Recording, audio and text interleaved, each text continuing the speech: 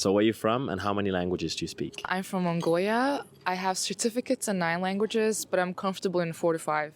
У нас было очень много русских школ в Монголии. Мы никогда не были частью Советского Союза, но, конечно, очень много влияния было в Mongolie. Meine Eltern, beides kann in Deutsch sprechen. So in meiner Kindheit, ich habe immer Deutsch gehört.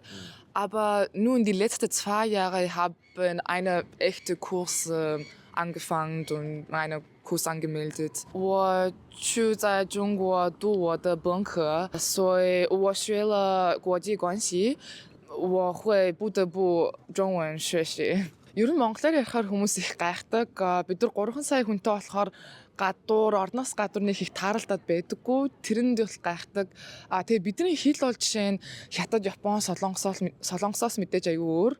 Pour moi, oui. Donc, la communauté francophone en Mongolie est très petite. Mon audition et mon expression orale n'est très bon, mais quand je lis, je peux comprendre beaucoup de choses. Eu estudar português só 2 ou 3 meses, mas eu gosto de português. Português Portugal. Konnichiwa. 私の名前はフスレンです。日本人ですか？ないです。私はモンゴル人です。日本語を勉強してるよ。でも